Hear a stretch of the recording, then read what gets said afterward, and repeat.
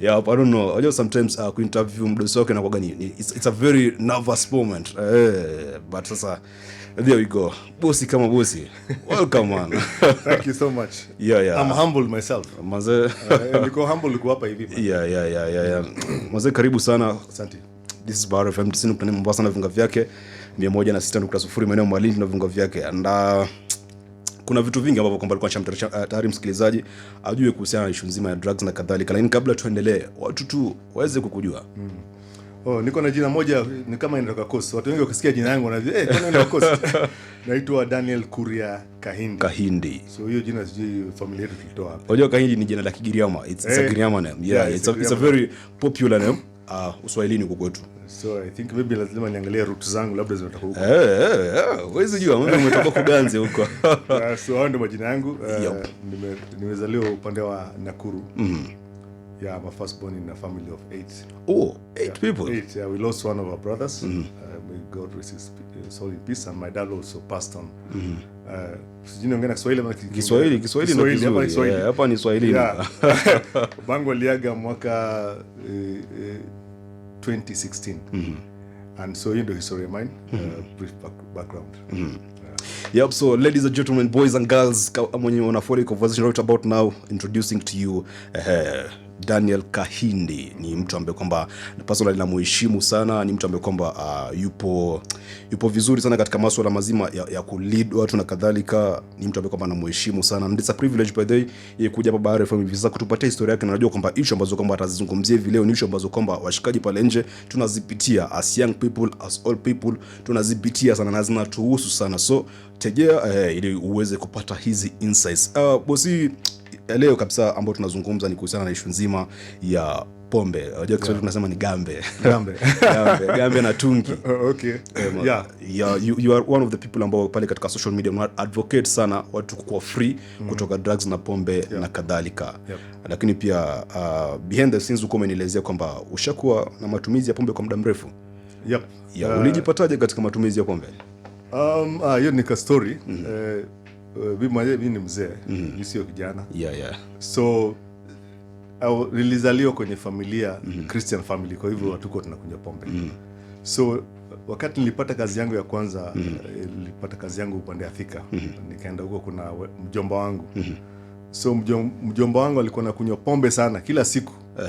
Alikuwa anakunywa kila siku. Alikuwa ni daily drinking officer. Alikuwa daily, by the way, hiyo jina nilitoa pale hivi. Ulisikia nikiongea hiyo jina? DDO. Alikuwa anajiita DDO.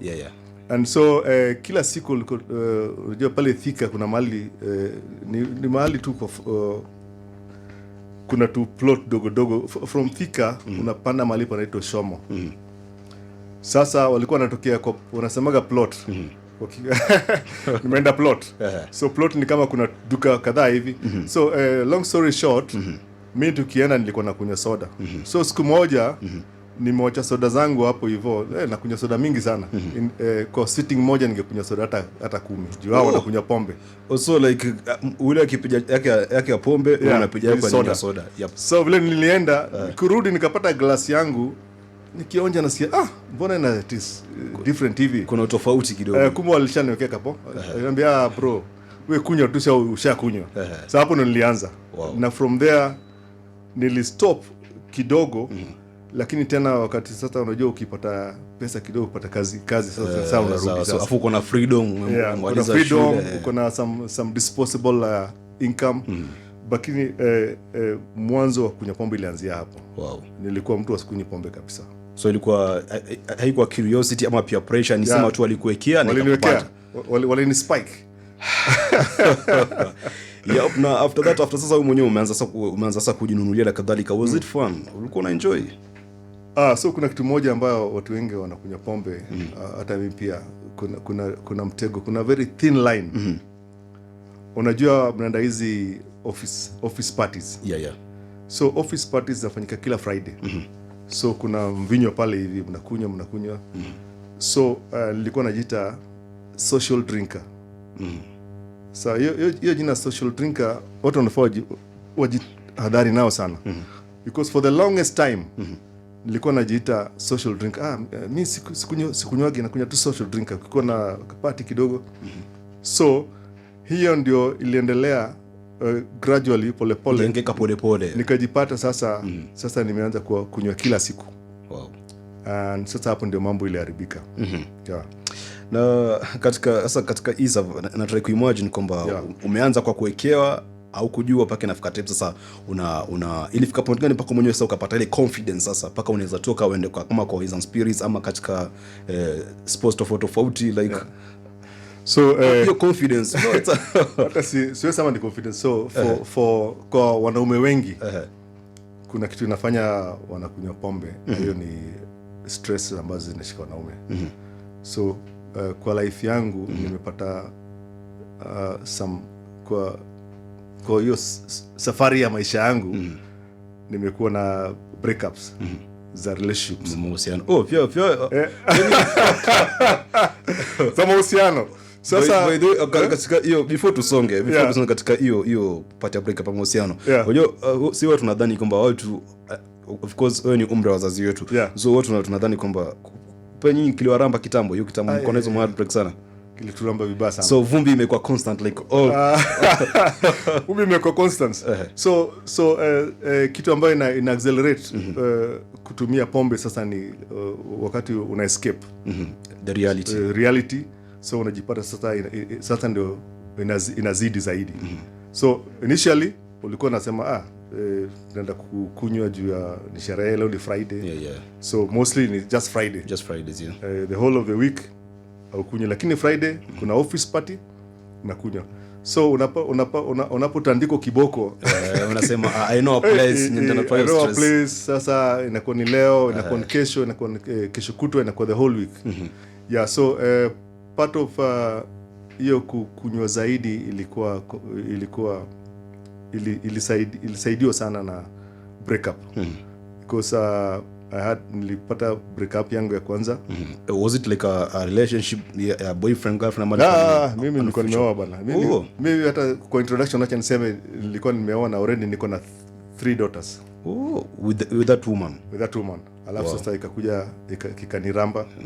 So hapo hivyo ndio maisha yangu ikakuwa tena ikakuwa maisha ya pombe. Wow. So breakup ilikuwa na mchango mkubwa sana katika masuala mazima ya wewe sasa kuingia sasa in full force. Ilichangia sana. Wow. So I think breakup mambo ya mapenzi na mambo ya uhusiano wakati inaenda inafika mahali inavunjika, hata boy child anaumia. Unajua saa zingine wanasemaga naambiwa ati mwanaume ni kujikaza. Lakini pia unajua unaweza kuwa unajikaza lakini unajikaza ukienda kwa bar. Na unajua hiyo sio solution. So unakuja sasa kufind out later kwamba hiyo haiko solution. Wow, amazing. Kama ndo kwanza unafungulia radio yako hivi sasa, nazungumza hapa hivi na Daniel Kahindi ambaye kwamba ni elder, ni mtu ambaye kwamba amekuwa katika safari hii ya ukunywaji pombe na drugs kwa ujumla, na anatupatia safari yake hivi leo, na vile vile pia atatufundisha pale mbele mtu athari zake na kadhalika na vitu kama hivyo. Na nikuulize hivi, kuna wakati wote ambao kwamba ilifika time in the midst of your journey hivyo before uache kabisa kulikuwa na ile moment moja ambayo ilitokana na alcohol ambayo ilikuchapa sana ukasema mimi naacha kesho? Unajua maybe cause accident ukidrive tu kama hivyo, unajua kuna hizo moments yenye nakushika unasema naacha kesho, lakini hautaacha. Hizo moments za kuacha kesho ni mingi. Unaweza tuelezea like a specific one ambayo imeganda katika akili? So ndiko na kadhaa. So kuna moja tulikuwa tumeenda office party. Hiyo office party tulikuwa tukiwa watu kama 30-40. Lakini tuka end up kuwa watu like 15. So budget yenye ilikuwa imewekwa tukajipata kila mtu anapata mzinga yake moja. Unaona? So kama mlikuwa mshare mzinga moja watu 5 ukajipata kuna mzinga. So hiyo I think hiyo siku nilikunywa vibaya sana. Nilikunywa vibaya sana mpaka nikakula kitu nitaka blackout. Na hiyo blackout ilinishika na nilikuwa napatia story vile hiyo blackout ilinishika juu ili come from nowhere. Nakumbuka nilikuwa nakunywa mzinga, sitaitaja hapa maana hatuwezi sasa ku market. So I think nilikunywa haraka sana. So wakati ilikuja kanipata nilianguka chini vibaya sana. Lakini watu waliniambia bro ulianguka chini lakini hiyo mzinga ilikuwa umeshikilia. So wakanichukua wakaenda kaniweka kwa driver wa company. Wakaniambia sasa lazima tukutafie mali utala. So wakaniweka, walinibeba kama gunia, wakaniweka pale mbele kwa passenger, wakanifunga safety belt. Wakanipeleka mahali kulikuwa na wageni wamekuwa reserved hoteli, si ndio? Lakini maana yake nilikuwa nimetapika sana. Hata wageni walisema utaingia kwa room. So walifanya kunilalisha kwa parking lot. So nililala kama gari. So hiyo ni moja. Ya pili, pia nililewa sana, pia nilikuwa natumia drugs. Nililewa sana, nilichanganya whisky, nikachanganya beer, nikachanganya vitu mingi sana. Alafu nikaingia kwa gari, nikaendesha kwa mwendo wa kasi, nikapata accident. Kwanza kwa hiyo accident nafikiri tu Mungu alinisave, because hiyo ni gari yangu badala ya kwenda kugonga post head on, ilifanya kitu kama iliswerve, so ikagonga na mlango wa nyuma. So impact ikakuwa kwa mlango wa nyuma. Hiyo gari ikaharibika vibaya sana. Ili nikosa pesa mingi sana kurekebisha. So hiyo pia nikasema sitakunywa tena, lakini the next week bado nilikuwa nakunywa. And exactly hiyo inatuleta into our next point of discussion. Ni kwamba mara nyingi by the way, katika kama tuko na addictions na nini watu after kimekuramba mtu anasema kwamba sifanyi tena, alafu kesho anafanya tena. Wewe unadhani ni kitu gani ambacho kwamba kinafanya mtu after amesema anaacha ajikute tena akifanya the same thing? I think naweza sema peer pressure. Because wale marafiki wako tu wenye mlikuwa nao the same bado mko nao. Na hao ndio hata baada ya kusema mwacha bado mnatembea nao. Hao ndio watakulili pale. So hiyo ni moja. Ya pili ni sasa hiyo kiu ya pombe ni mbaya sana. So that's why I think ile point yangu ya nguvu ambayo sasa ina constitute mbona niliwacha. Na unakumbuka jana nilikuwa nafanya ile video ya 100 days. Nafikiri utanipeleka hapo pia. Tutafika hapo pia. So hizo zote ni wewe mwenyewe na so mimi nasema Mungu ndio anaweza kutoa hiyo kiu. So I think tunarudi back to spiritual part of it whereby nguvu zako peke yako huwezi. Kila saa tunasema nimwacha, lakini bado narudi. Nimwacha, so bado uko na wale marafiki zako. Nimwacha, bado uko na kuna vitu ambazo zina contribute, bado uko tu pale. So ni ngumu sana, lakini bado ni rahisi. Na katika hiyo time ukikuwa deep into it, pengine kulikuja mtu pengine akwambia kush bana, si nini bana, uache. Kuna mtu alikuja pengine akakupa advice akataka kukutoa kwenye hiyo nini. Hata nikwambia kama kuna mtu mbaya advice ni mlevi. Kuna siku moja kuna msichana tu ambaye anawaka mahali hapa kwa kampuni kwa kinyozi. Na ni karibu na mahali nilikuwa nakunywa. Niambia kush, unalewa vibaya, I think unafaa change. So immediately unaenda on the defensive.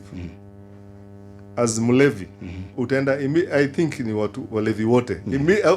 Hawezi advice mlevi. Immediately unaenda on the defensive. So kwanza unaona wewe unaniambia nini? Kwani ni pesa yako nakunywa? Unajaribu kuniambia, yani unajaribu kuniambia aje? Lakini hakuna point. Because kwanza hiyo swali ni very important. Ni la muhimu sana. Kama kuna mtu ashaikuja akakuita kando. Unajua ni kwa nini? Most of the time wakati umelewa kabisa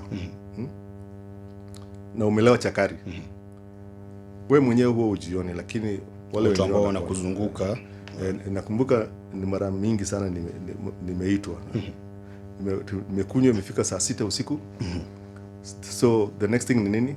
Mko mlevi, kwenda kulala, si ndio? So rafiki yako ni nani? Ni gari yako.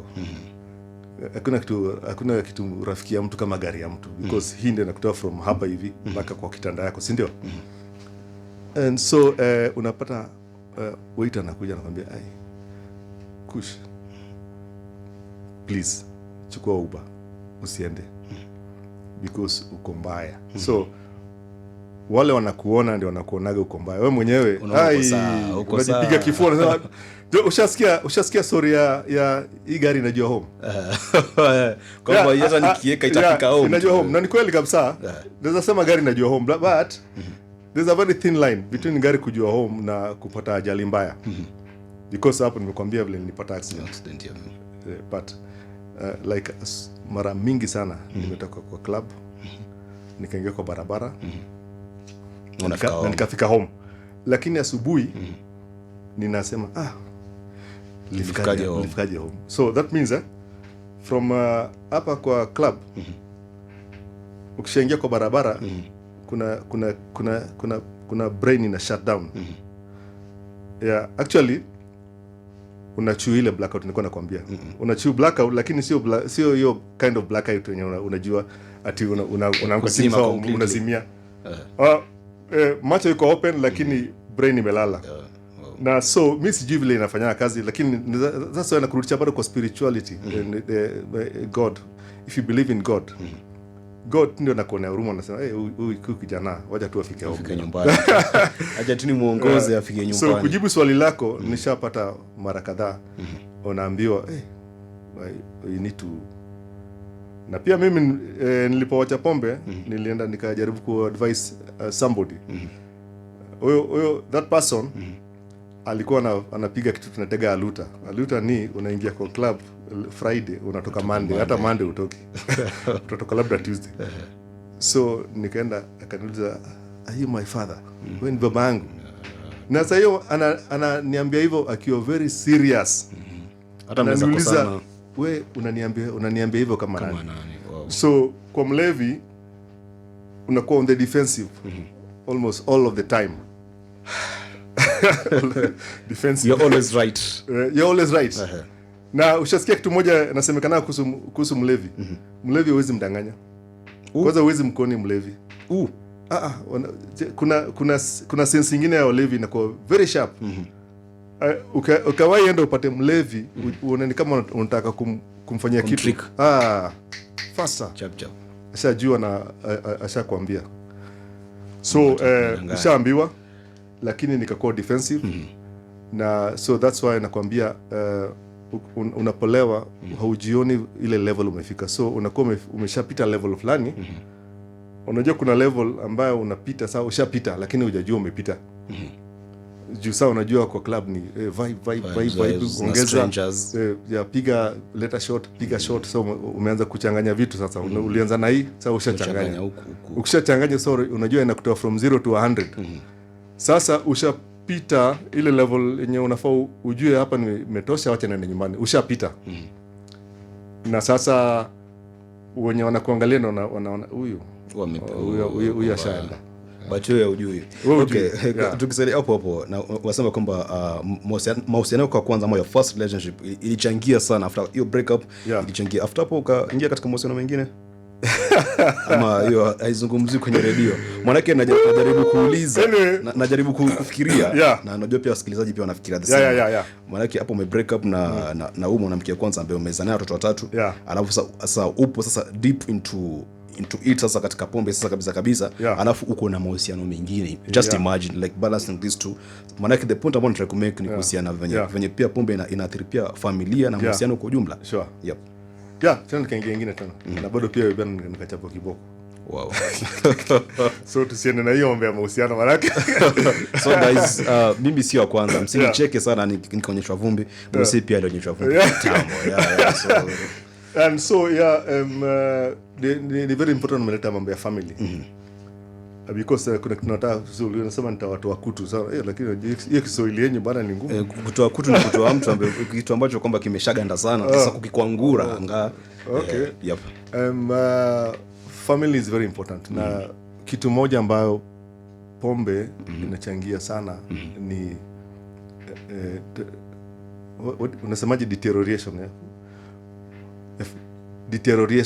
ina deteriorate. So inamaanisha familia kama ilikuwa mzima inazidi kubomoka, si ndio? Inayumba polepole. Inayumba na inabomoka. Na familia mingi zimeharibiwa na pombe. And so part of my recovery nilikachini nikasema brother, uko na watoto watatu, si ndio? Hao watoto watatu wote wanakuangalia juu. Sasa kama wewe ndio kiongozi wa hiyo familia na wengine wanasoma, wengine wanataka kwenda university, na mmoja anatarajia kwenda university, mwingine yako form 4, mwingine ni mkubwa, si ndio? So hao watoto wote, ingawaje ulikosa na mama yao, wewe ndio umeangalia. Na wewe uko hapa hivi unachoma pesa zako na pombe. Unajua pombe inakuja na vitu mingi sana. Una wastage ya pesa. By the way, hapo kwa finances na pombe, by the way, it's a very point pia uzungumzia. So sasa hizi ndio pesa zenye hao wanangoja utawasaidia nazo kwa siku za usoni. Na ndio hizi umezidi kuzirusha kwenye pombe. So family kurealize ama kustuka kusema by the way, hakuna mtu mwingine wa watu wameangalia ni mimi. So lazima ni man up, nikuwe mwanaume, na sasa nijue niwache, ndio sasa niweze kuhifadhi siku za usoni. Manake pali wako hakuna mtu mwingine anaangalia, hakuna mtu mwingine atatoka sijui wapi akuje. Ni wewe kama mwanaume. You have to save the situation. You have to save the situation, and that was part of my recovery. Nilikaa tu nikasema hapana. Nimekaa nikisema nitawacha, siwachi. Nimepata accident karibu niue, sikuacha. Najua of course ndio break up ili affect. Lakini so what is the way forward? So way forward ndio nikaomba, I think Mungu alinionea huruma, na ndio nikaweza kuacha uraibu wa kutumia pombe. Na swali la mwisho hapa kabla tuende break, alafu turudi tena, ni kuhusiana na vipi like your personal life wewe mwenyewe. Pombe iliathiri vipi your personal life? Kuna yule unajua, kuna yule kush yenye sisi tunajua, alafu kuna that kush mwenyewe unajua, ili affect vipi like that innocent kush? So that's hiyo ni swali mzuri sana. Because pombe ukikuwa in a continuous state of drunkenness and not being sober, ina affect productivity yako ya job. Ina affect relationship zako. So such that una find labda hata hizo breakups ni hiyo pombe tu ilifanya, in a way. So hauwezi kuthink clearly juu ya pombe. So as a person, even the way you deal with other people, unajua ndio nilikuwa nakwambia hapo awali, unaweza sema I'm a social drinker, lakini kumbe ushavuka laini na unaujui. Na so in terms of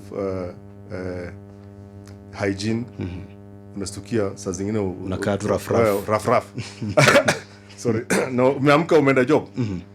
So productivity, being creative and just thinking sharp, inaku affect sana. Wow. Ladies and gentlemen, boys and girls, nakwambia majadiliano na mazungumzo ambayo tuko nayo ni very touchy na very sensitive sana. So tutakuwa tunachukua break, lakini tutakuwa narudi katika muda usio mrefu, alafu tuangalie kumekaje. How many years by the way katika ile miaka ambapo kwamba ulikitu kikunywa ukiwacha? Did you drink ama you drank ama ulikunywa kwa miaka mingapi? Kase for close to 20 years. So nikianza nika break tena nikaendelea. So 20 years. 20 years. Yeah, 20 years. Wow. So imagine 20 years na kama najua pale nje pia kuna hope kubwa sana, na hivi vitu jamani vinawezekana 100%. Mimi naitwa kama penzi, niko hapa vina Daniel Kahinda, maana tupata insights kuhusiana na issue nzima za addiction ya pombe na jinsi ya mtu kutoka na kadhalika, na vile vile pia tukiendelea na hii conversation, wewe kama ni msanii uko pale nje unanisikiliza ama unapenda art na kadhalika, huu ni mjuzi sana masuala mazima ya skiza tu. Nizi mkipigiwa mnasikia ili kupata ina skiza tu ni vivi. So pia msanii pia ni opportunity, kama kuna swali pia utakuwa unauliza utatengezaje hela na masuala mazima ya skiza tune ama vipi. Usende bali, hii ni Bahari FM.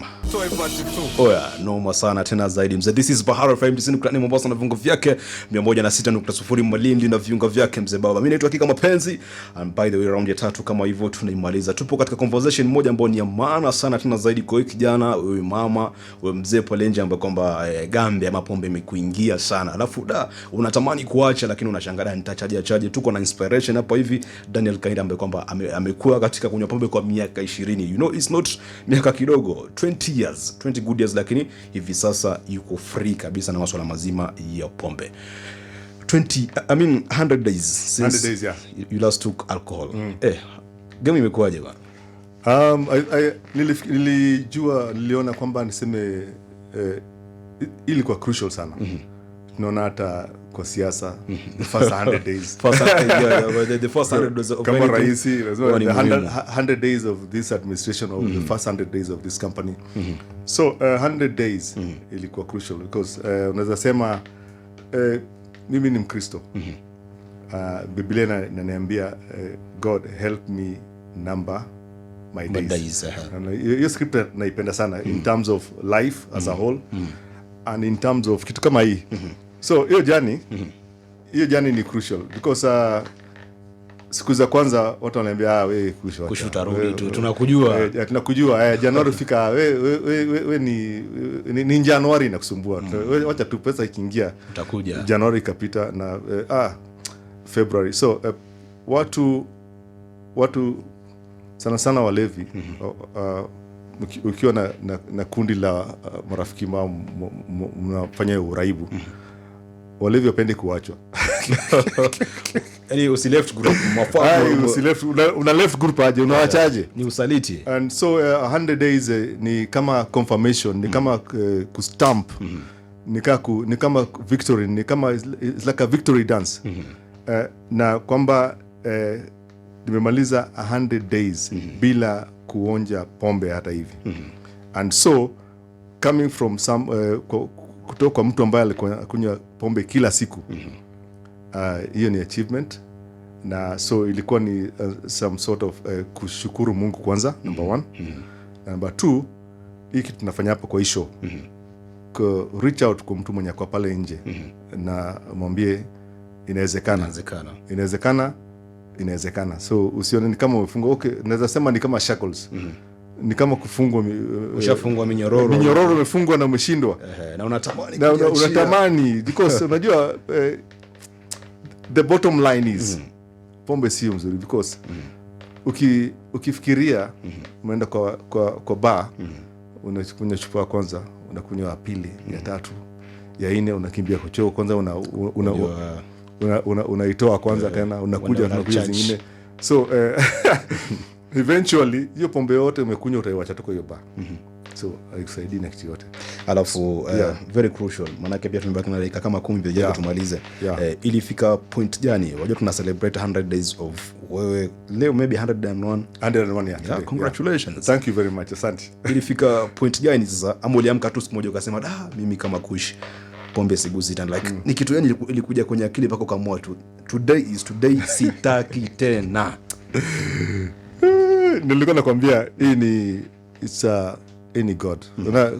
Kuna ngoma moja kila kitu mnasema ni God, lakini kuna ngoma moja utaenda usikize ya R. Kelly. Anasema you save me. You save me. You save me. You save me. Give me a second chance. So R. Kelly alikuwa pia katika hiyo hali. Na alikuwa ana drive gari, alafu alienda kuangalia sijui simu hapa hivi, alafu akacrash. Ukiangalia hiyo video, japokuwa siku hizo video za R. Kelly ni kazi zote zilitolewa. So ilifika point gani nikawacha? Awali nilikuwa nimekupatia story, nilipata accident mbaya sana na nikacrash, lakini bado niliendelea kunywa. Lakini kuna kitu ilifanyika ambayo bado siwezi pia na hiyo story leo. Waambie stay locked to Bahari FM. Part 2 inakuja. Part 2 inakuja. Kuna kitu ilifanyika, naweza sema it was an encounter with God. Alafu nikasema sasa hii yani unasikia conviction. Unajua tunaita conviction. Yani bila kuambiwa na mtu. Bila kuambiwa na mtu, watu wote wamekuwa kiniambia kuacha nini. Kuna conviction ilikuja na nikasema hapa na hapa, today leo ni ile siku na nimewacha. Boss Kush bwana, watu wa generation yangu, Gen Zs na watu kama sisi, watu wengi sana tumefind comfort katika pombe. I'm telling you right now, watu wa age yangu, leo si ni Tuesday. siku hizi tumeregesha paka Wednesday. Kesho tukitoka ni tungi paka Monday. Mpaka Monday. So like nataka waambie hapa kwa kamera like hii kizazi chetu sisi Gen Z kutumia pombe mara kwa mara itatuathiri because you've been to this and you know everything about it. All right, so I'm not going to play the angel ama the clean one. So naweza kuambia tu kama Gen Z uko pale nje. Najua kuna hiyo, nimesema kuna hiyo line ya social drinker. But what naweza kuambia una waste, you're wasting your life away. So kuna kitu yenye God aliweka ndani yako, kuna passion, kuna talent. Work on building yourself than wasting your way away, because nilisema hapa pombe unakunywa unaenda unaikojoa ama 5 tuka hizo. So jaribu tu vile unaweza punguza. Sitasema ati kuambia ati uache. Kuacha ni decision to make, lakini punguza, alafu concentrate on your passion. You are the leader for tomorrow. We can't be complaining about leadership and we are busy tunakunywa pombe. But on the same note, ni second last before tumalize. Ni kwamba kuna hii midlife crisis ambao watu wanaogopa. For example, watu tunaambia kwamba hakika wewe ukunywi pombe sahi, lakini ukija ukikuwa mkubwa utakunywa pombe. So heri upati sahi ndio ukikuwa mkubwa usisumbue. There's that hiyo kitu watu tunaziwa sana. Kwamba hakika let's go tupati sahizi, alafu ndio ukikuwa mzee ukue ushafanya usipati tena. Is it a good advice? That's a very bad advice. Unasemaga pay now, play later. So nyinyi mnafanya opposite. So everything that tunafanya sahizi ina contribute later kwa kesho. So wewe sema tupati sahizi tutajenga kesho. Hakuna. How sure are you? Tukimaliza I know nitakualika tena hapo ndani we have this conversation because ni kitu ambacho kwamba tunafaa ku-repeat mara kwa mara. Exactly, very important. Ndio watu waweze kuelewa. Wewe unahusika na masuala mazima ya Skiza Tune. Kuna wasanii ambao kwamba wanatamani kutengeneza ile Skiza Tune but they don't know how to go about it. Hao wasanii unawapatia insights gani? Alright, saizi ukiwa msanii unaweza monetize kazi yako na Skiza. Skiza is one of the biggest platforms saizi. So unaweza tuma email kwa skiza@tromedia.co.ke. Hiyo ni Skiza na Citizen. Na unaweza pata chance ya kumarketio Skiza yako hapa hivi Bahari FM ama Citizen, Radio Citizen ama hizo radio zetu zote 13 na pia TV. Citizen TV na Inoro TV na Ramogi TV. So tunachukua muziki yako tunai-digitize, tunai-upload kwa Skiza platform. Alafu wewe ukiwa msanii wetu tunasaidia kupush hiyo content using our media. Thank you so much for that boss. Niko na maswali mengi. Oh my god. Like but hii tutaizungumza paka itakwisha. Anyway, kama uko pale nje na conversation mikubwa mbona kuna kitu chochote ambacho ungependa kusikia kutoka kwa Daniel Kahindi, 0713600931 ndio nambari ya WhatsApp au 0737940940 because ni issue ambazo kwamba zinatuhusu sana pale nje na itakuwa vibaya tukipretend kama hazituhusu na tuhusu. So pengine uko pale pia umekaa katika drug sana unashangaa nitatokaje, umwambia there is a hope. So 0713600931 ndio WhatsApp ya kwetu, unaweza kutufikia anytime. What I can say man is thank you so much for coming up. Parting shot maybe hapo hivyo.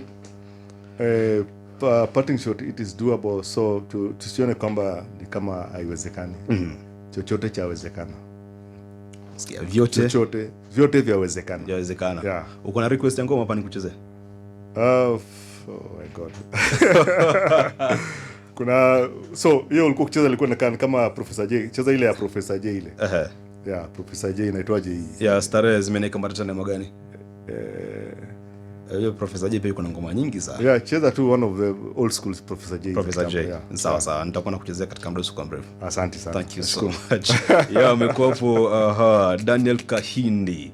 Mazee ni mtu ambaye kwamba mimi ananiinspire sana na pia niko sure pale nje pia kama umemsikiliza umekuwa inspired sana na kama kuna hicho ambacho kwamba imekuwa ikikuweka sana for a long time, I'm hoping kwamba Mungu atatusaidia because amesema above it all ni Mungu pekee yake ndio anaweza kutoa katika ile shimo alafu mambo ya kuishwari. Thank you so much. Tupatane katika awamu ijayo.